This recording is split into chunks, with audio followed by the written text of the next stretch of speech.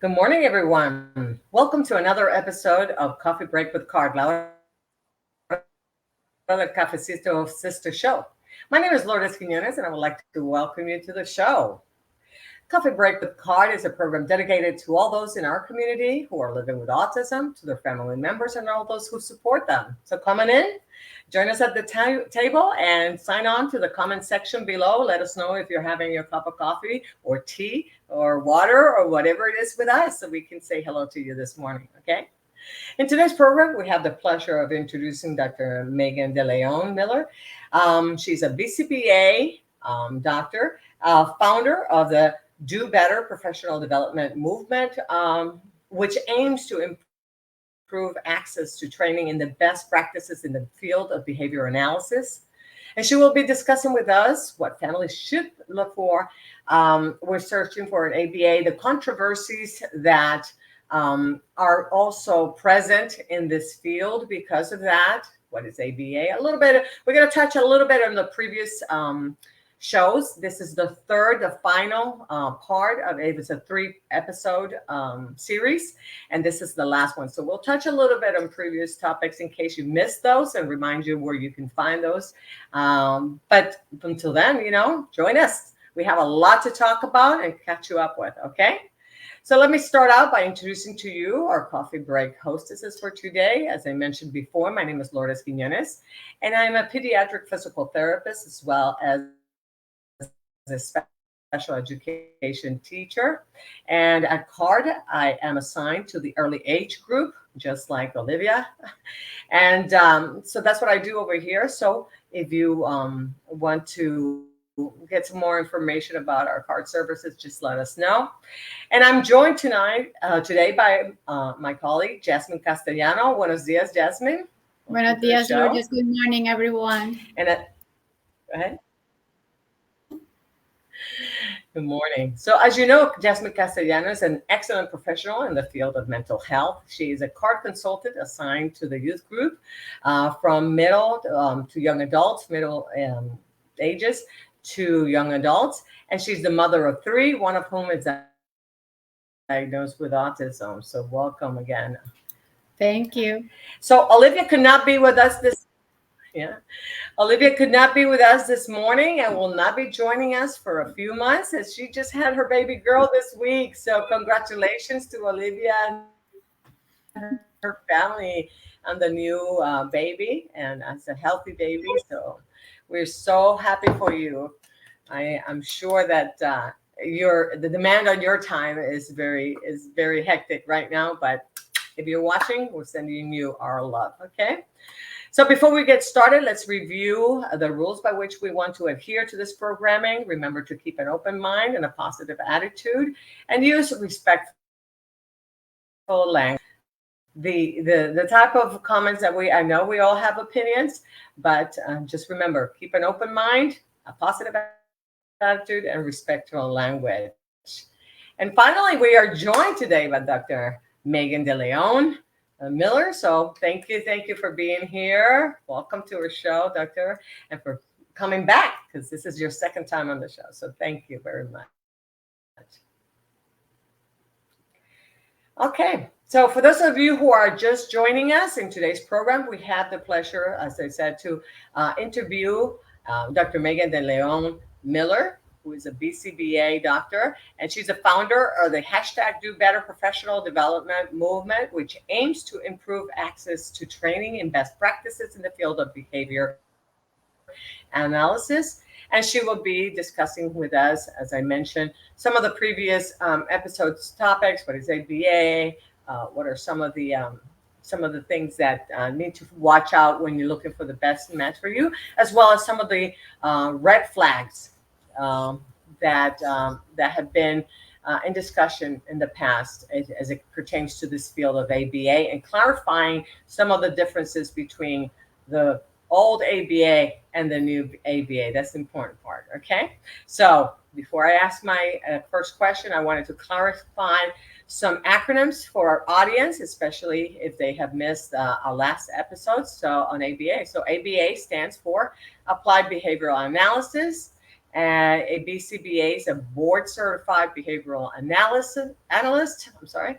And an RBT is a registered behavioral technician. Okay, so now that those are all out of the way, I want to say good morning, Dr. DeLeon. Thank you for being Good morning. here. Okay. So my first question to you is going to be for those in the audience who didn't watch our previous episode. If you can tell us a little bit about yourself. Of course. So thank you so much for having me again. I'm excited to be here. My name is Dr. Megan DeLeon Miller. I'm a doctoral level board certified analyst.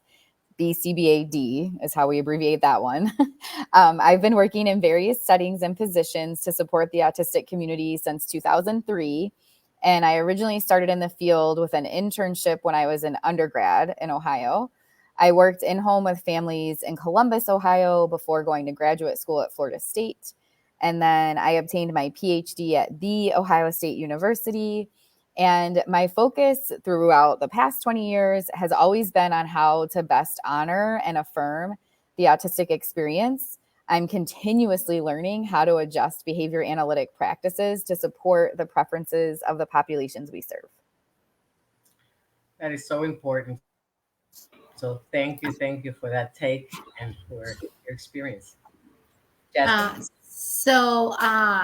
Dr. DeLeon, can you please explain what about ABA history and development that has brought criticism of the therapy by the autistic individuals?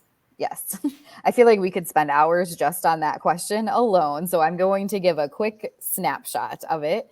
I do want to clarify a couple of things that tend to come up. So the science of behavior analysis is a science that has roots in research dating all the way back to the 1930s. There's a gentleman, Dr. B.F. Skinner, who is usually credited with being the father of the field of behavior analysis, where it really started to intersect with autism in the 1970s. There were behavior analysts doing some research, and they were actually some of the only professionals at the time who were focused on how to create better environments for individuals with disabilities or mental health diagnoses. Often they were working in hospitals and inpatient care and created substantial change for the patients they were serving. During that time, Dr. Lovas was at UCLA, and he designed the Early Intensive Behavioral Intervention Research Program. So that's another acronym for you all. EIBI is what we call that one. We have a lot of acronyms in our field. And that produced the first large-scale study showing that autistic children could make gains through highly specialized teaching procedures based on using the research that was being done in the larger field of behavior analysis. His study was published in 1987, and it has been replicated a few times. 48% of the children in the study reached the study's goal of being indistinguishable from their peers. The intent of this study and a lot of research in disability, not just behavior analysis. It's important to note that what happens in our field is a systemic problem society-wide around how people with disability are treated. So the focus in that study and other research was on repairing, fixing, normalizing the people that were receiving services. And at that time in the 70s, it wasn't very well known that, this might not be the best approach. And since then, we've had things highlighted by neurodiversity self-advocates that the original work that was being done involved certain things that many people would agree were not reasonable, like high levels of punishment, with children sometimes being hit and having loud noises presented to them, like loud no's and smacking of hands to really just get really intense punishment happening. And the work relied heavily on the use of negative reinforcement, which is when the children would be learning and having information presented to them. And when they would finish that work, the teacher would say, okay, go play, and just let them go off by themselves. Because of that alone, just that, the whole idea of trying to normalize, but also these combined more intensive negative procedures, the process, when we look at that now in 2023, that can be very concerning. No one in our field practices that way now. You won't see anyone using any of those methods, but there are still concerns around the level of repetitiveness that might occur, and if that's the best way to teach the skills. If people are focusing on trying to normalize or make someone indistinguishable from their peers, that can be an issue as well. So yeah, it's been quite the difficult road to process for behavior analysts as well, because they didn't know about a lot of the criticisms around the research. We get taught, what worked, and we don't get taught necessarily about some of the negative history that occurred, just like all medical fields have had their backgrounds where there's some negative things that have happened. One of the other things that comes up a lot with self-advocates, and I was not aware of this interview until I talked to a few of my self-advocate friends, but Dr. Lovas did an interview that was published in a psychology publication many years ago. And in that interview, he talks about building a human. And it's clear in his rhetoric that he did not see the children he was working with as human. And he was willing to engage in physical harm toward them in that interview. I'm not trying to speak for Dr. Lovas or anything like that. He has since passed away. So I'm not trying to say that was his opinion, but in that interview, it very much seems that he was not very supportive of the humanness of the children that were being served. And that is one of the really big issues that comes up with the neurodiversity movement, that potentially behavior analysts don't see their clients, in their humanity. So that's something we're really focusing on right now in our field, is making sure to address that. And that is an important aspect, because later on we will be talking about the medical model. But disability in general, if they are not being perceived as people who have their own ways of being, opinions, preferences, and this and the other, that will be concerning. So hence that. But I'm glad to hear that today we're going to be talking about how the field has changed. Yes. So Jasmine, Jasmine, next question. So, speaking about that, so what are the biggest changes that have been made to the field of ABA since Lovas? That's a wonderful question, and definitely we need to talk about it. So in the early 2000s, there was a big shift in our field to get back to what B.F. Skinner was studying and publishing. And many behavior analysts stopped following the EIBI model and started what is referred to as the verbal behavior model. An excellent book for this is The Verbal Behavior Approach by Mary Barbera. And there's also another book by Robert Schramm called Motivation and Reinforcement. Both of those cover what verbal behavior is in a way that's very parent friendly. So if you're wanting to learn more about that model, I highly recommend those two books. In this model, there's more of a focus on following the child's motivation and teaching language based on the function of their language, such as requesting, labeling items, and answering questions. And then in addition to that, it's so weird when it's 2023. The early 2000s to me is still just like a few years ago. But over the past 10 to 15 years, there has been an explosion of research and an increase in practices that are more developmentally focused. And these models are grouped into what we call naturalistic, developmental, behavioral interventions. And these include, you'll see people, books and things on the Early Start Denver model, Jasper, Project Impact, Pivotal Response, and Early Social Interaction. So behavior analysts who use these models take a more play-based and child-centered approach to intervention. And in addition to that, we've had quite a few changes. In the last few years, more behavior analysts have been learning about neurodiversity affirming practices and have started to incorporate more of a focus on taking the perspective of their client, honoring their values, and building skills around self-advocacy instead of focusing on normalizing. So that's been huge. And as unfortunate as the pandemic was, that time when everyone was online really gave an opportunity for people to start taking in that information and really learning more about self-advocacy and why it's important. And the last one, we've had more of a focus on what's called trauma-informed care. So having a more comprehensive understanding of why challenging behavior might occur, We know now that the autistic experience in and of itself can be very traumatic. The world is experienced in a more stressful way for a variety of reasons. So when we're designing our interventions, we're not all behavior analysts, but many are now starting to incorporate that in their design of interventions instead of just looking at the challenging behavior kind of in a vacuum. They consider more about the person's stress and what they're experiencing being autistic in a world that is not designed for them. That is And it's very, very, it's such a very beautiful correct. thing, and a beautiful. Yes, that is very true. Yes, a lot of progress and so beautiful. And I was mentioning before, yes, the naturalistic approach is so important. I know that, as well as it reminded me of the Reggio Emilia approach, which is as early as the World War II. They were still going in that the model of naturalistic approach and promoting language, because children, as that model says, have 100 ways of expressing themselves. So I'm so glad that, and it's been in almost 20 something years now. It was early, we're in the 23, so it was early 2000s. So I'm glad to hear that. All right.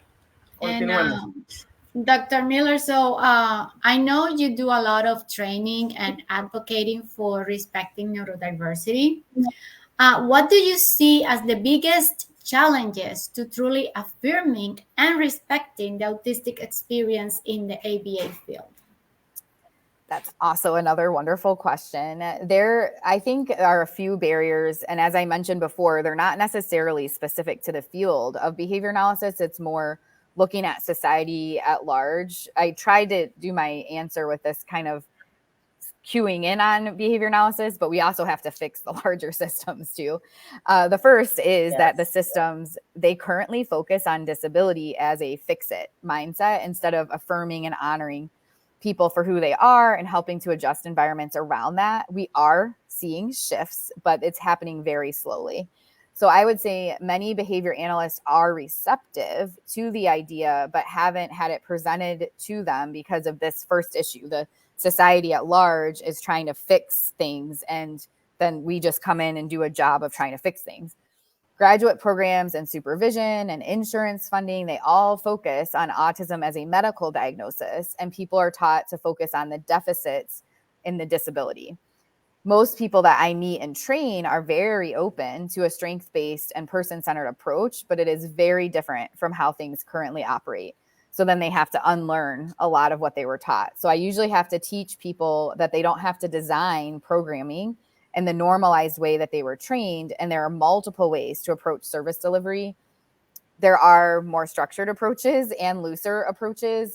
You'll see people receiving ABA services at a table with very specific instructions given, or in a more play-based format. Either one of those can be neurodiversity affirming.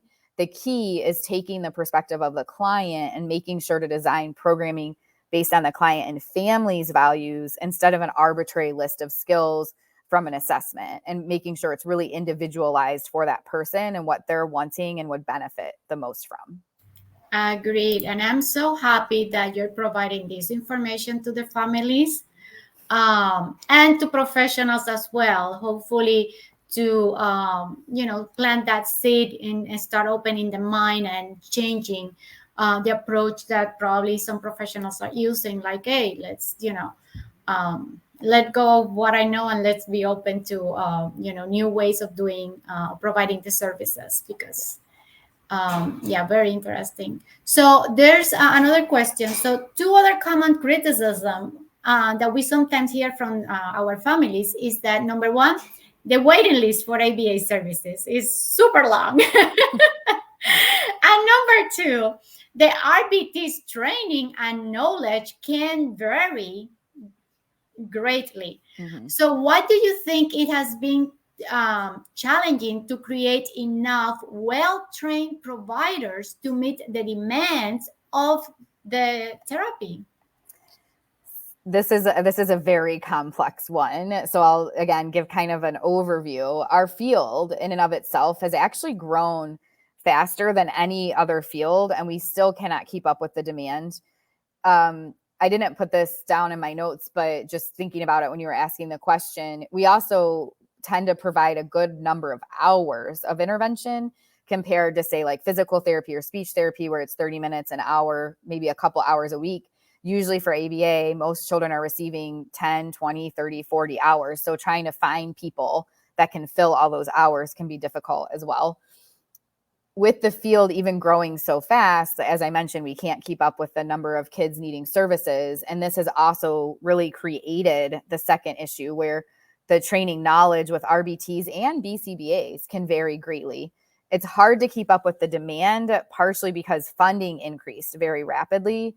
And our field wasn't really that well known the past 10 to 15 years. So now that there's more funding, there are programs, graduate programs that have commercials. Someone was telling me the other day they saw a commercial for National University to become a board certified behavior analyst. Like that's never a thing before. So hopefully more and more dissemination will happen where people will know what behavior analysis is and want to join this field.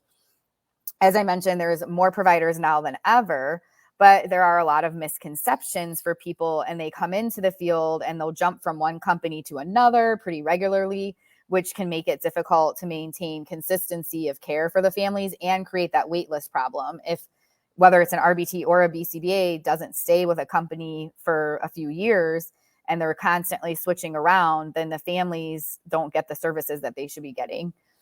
For the RBTs and their training, this is another one where there's a variety of reason for the differences.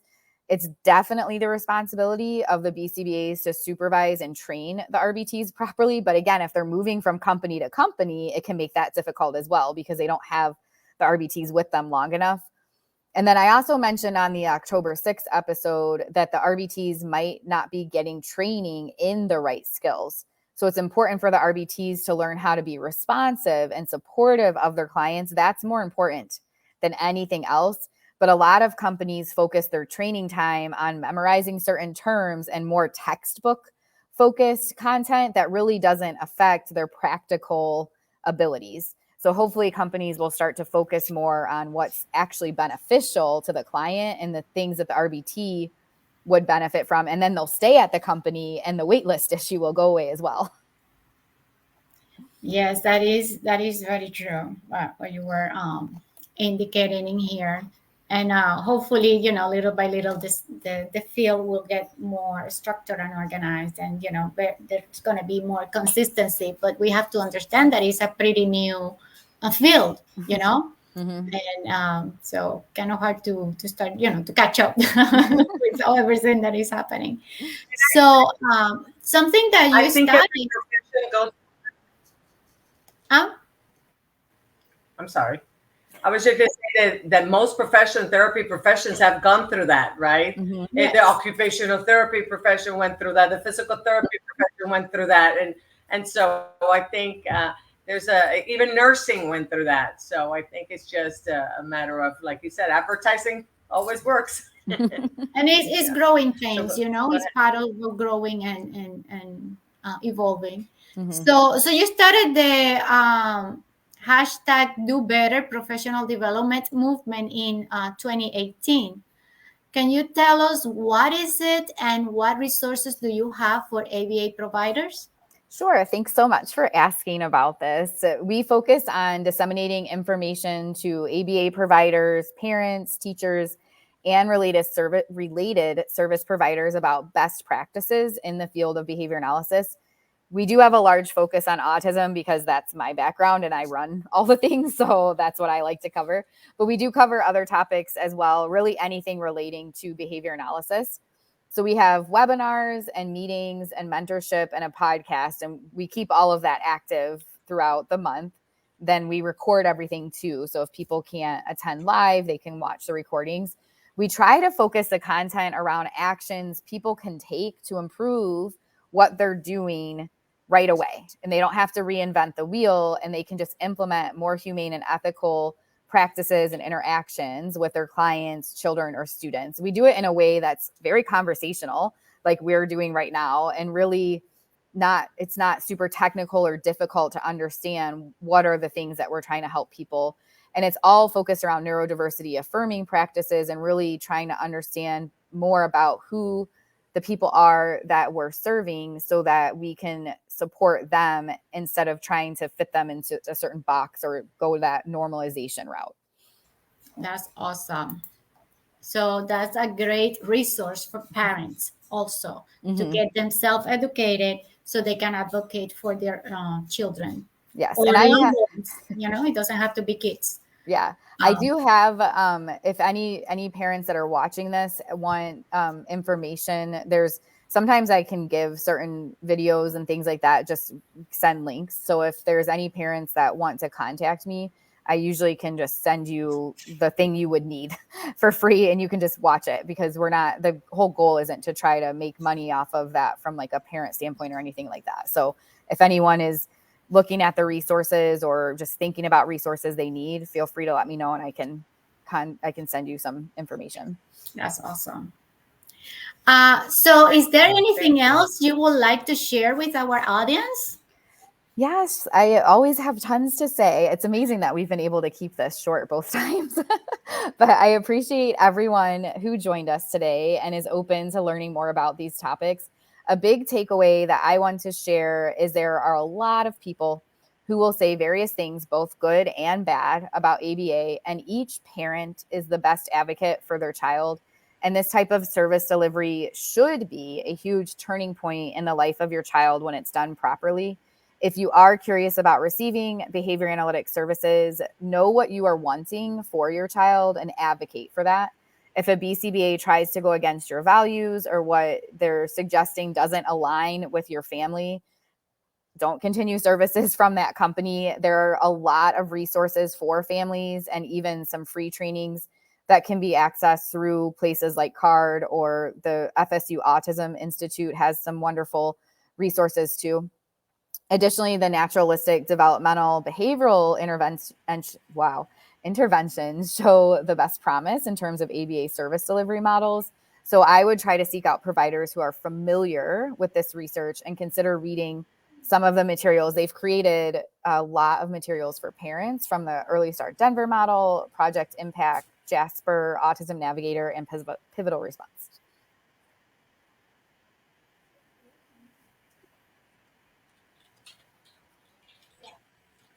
Awesome. And I will also add to that, for those of you who are watching this for the first time, this is your first episode in this series of 3. Be sure to go back and our previous episodes, which you can find easily on our YouTube channel, which is the same name as our Facebook page, CARD, CARD hyphen USF, as in University of South Florida. So CARD hyphen USF, and you'll be able to find the playlist for Coffee Break with CARD, and look for this episode. You can also find it here on Facebook on our videos where they are all together, so that you can find the previous episodes and catch up with the second one. We interviewed also Dr. DeLeon. So we have a message I was going to ask you, for those of you who are watching us right now, or even if you do this later on, please be sure to leave us a comment like our friend Lizzie's from C House. Thank you. Thank you for being here, and thank you for your comment. Also, if you're watching this after we go off the air, be sure to leave us your comments or your questions. We'll be very happy to answer you on the boxes on the comment section. And if we ever create a program in the future related to your comment or your question, we'll be sure to give you credit on the air for having given us that idea. So we're always monitoring those comments, so please be sure to leave your comment. But before we go, we're almost at the end, I wanted to say thank you to Dr. DeLeon Miller for being here today and for bringing us this wonderful information, to our colleague Olivia for contacting you and putting together this information for the whole series, and to our colleague Jasmine as well, who also did the translation of your responses for our Spanish version of this show, La Hora del Cafecito, which aired at 10 a.m. this morning. So thank you to all of you for having been a part of this show. And again, thank you for joining us, Dr. DeLeon. I'm so glad that we have you. This will remain a product on our YouTube page, like I said, a YouTube channel, as well as a Facebook channel. So thank you. Thank you so much for having me. Yes, and we encourage the families who are watching this to contact you through our Facebook page or whatever. We'll be sure to share that information with you if they need information from you, and also to follow your page, Do Better. Again, we're almost at the end of the show, but we didn't want to leave without, as usual, asking you for a small favor, is that you go into the link we're about to provide, where we are going to ask you about 6 questions. It's very, very easy. It's a choose a point system for us, and let us know how we're doing. If this type of information is important to you, this is the way we can justify the time that it takes us to create this programming, as well as to be in the air with you. Even if you've done it before, we need one of these for every time we go in the air. So thank you from the bottom of our heart for helping out us out again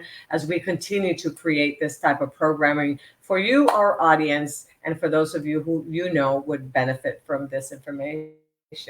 Okay, so again, we hope to see you again. Dr. DeLeon on the show will be reaching out, but in the meantime, before we go off the air, just to remind everyone that we come on the air every other Friday. So the next time we come on the air will be November 3rd. So be sure to be here around 10:45-ish, we like to say, because sometimes we may be running a little bit late from our previous show, La Hora del Cafecito, which airs at 10 a.m. So,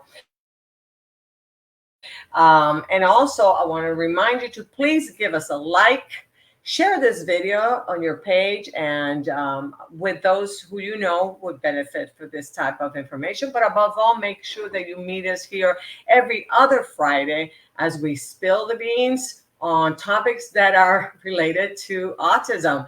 And one last thing before I go, and I call in our saying, is that tomorrow, Saturday, October 21st, we are going to be on the Causeway here in Tampa, the Courtney Campbell Causeway, from very early in the morning to about noon. It's the Cycling for Autism event. CARD is going to have a table there. We're going to be there. So be sure to join us. Again, I have to be there at 7:30 in the morning, but I think it starts probably around 8-ish, for around there. But so be sure to join us so we can say hello to you. You have any questions, come by, stop by, and also do some community with other people in the community who are going to be supporting the Cycling for Autism event. So we'll hope to see you there. But until then, we want to wish you good vibes and hot coffee. See you then, everyone. Have a great weekend. Hope to see you tomorrow. Bye-bye.